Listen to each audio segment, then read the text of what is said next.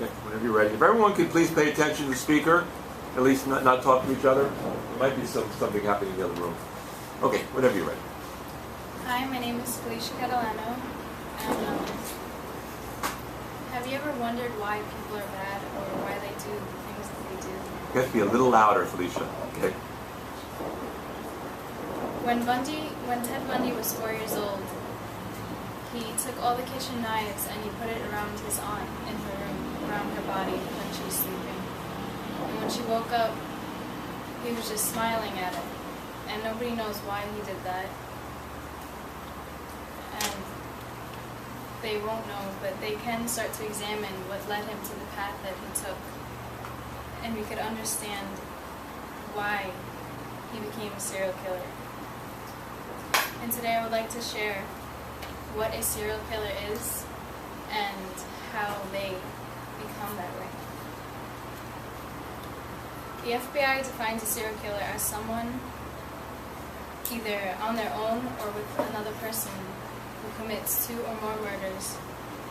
The victims have similar characteristics that prove that the act was committed by the same person or people. The incident of each murder happens in separate events, and it's at different times, and there's a time period between each murder. What defines a serial murderer? There are certain traits that serial killers have in common.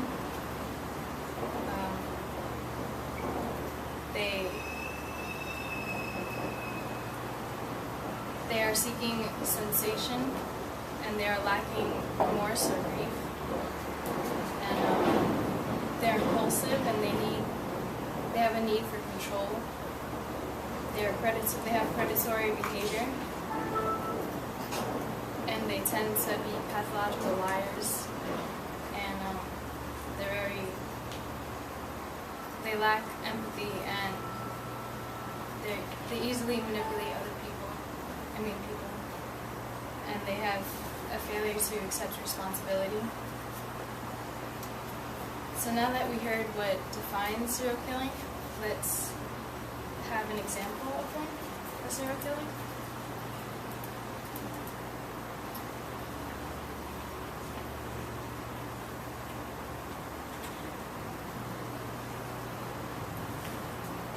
That is Ted Bundy, and he was a very intelligent, charismatic, attractive man, which made it easy for him to get his victims because he was charming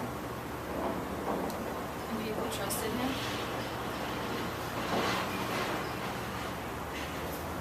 He killed over 30 women over the course of 5 years, and they all had similar characteristics. The women were slender and had long, straight hair parted down the middle. Most of his victims were hit over the head with a blunt object, or strangled and then raped.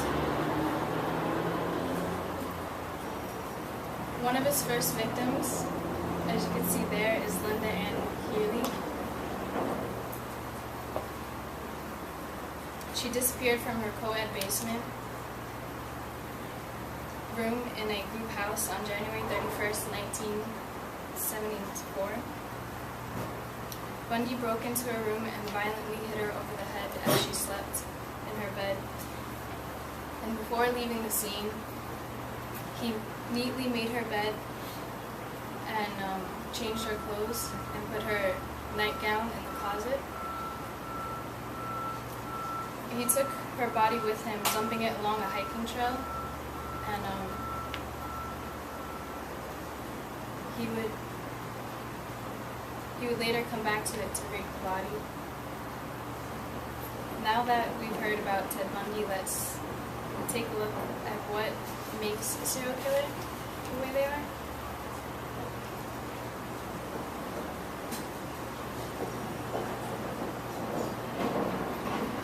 The first 4 years of a person's life is very important, as Wolski states in his book. It is the key learning process. And Barry D. also says that it is a combination of traits that you are born with and the way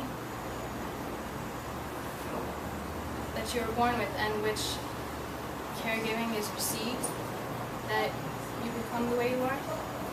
So if a child is impulsive and is insensitive to emotions of others, combined with neglectful or withdrawn parent, the child's brain will wire in a certain way with the outcome of an unsympathetic child behavior. Or if the caregiving is angry or abusive, the brain will wire in ways that will result to a violent or overly aggressive child's behavior. So the environment is very important in which a child grows up in to become the way that they are, but there's also a predisposition. And the FBI states that serial killers' development is a combination of factors. They have an appropriate biological predisposition modeled by their psychological makeup, which is present at a crucial time in their social development. In Ted Bundy's case, he believed that he did have a predisposition, and the images he saw in pornography and violent crime magazines molded him into the man who fantasized about killing women and raping them. There are many ways to become a serial killer. There's no one that will say that you are. But Ted Bundy has shown us that with having a predisposition and growing up in a certain environment will contribute to becoming a serial killer. And as Bundy said before his execution, I've met, quote, "I've met a lot of men who were motivated to commit violence just like me, and without exception and without question, every one of them was deeply involved in pornography," end quote. We want to know what makes people bad, so that way, some way we can protect ourselves.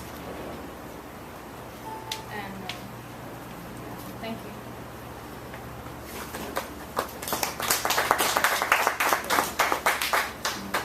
Okay, Felicia, nice. Well, this was 7 minutes, so we can't, again, I have to emphasize that next week, in order to get everyone in, or try to, we have to keep it to about 4 minutes, which means you got to rehearse it.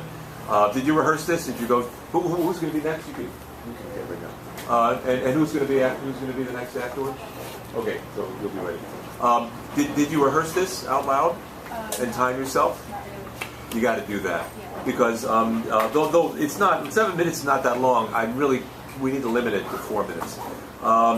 What did you feel about this? Did you feel you were successful in this? I feel like I could have done better. What's one thing you think you want to work on for next time? Maybe citing. Yeah, there were very few citations, and there were a lot of things you could have cited, like where you got the photographs, for instance. The FBI, you kept referring to the FBI, but what was the source of that information? Yeah, so citing is going to be important. That really will improve the grade for next time, okay? You need to get your voice up. You need to really get your voice up. I'm hoping that the camera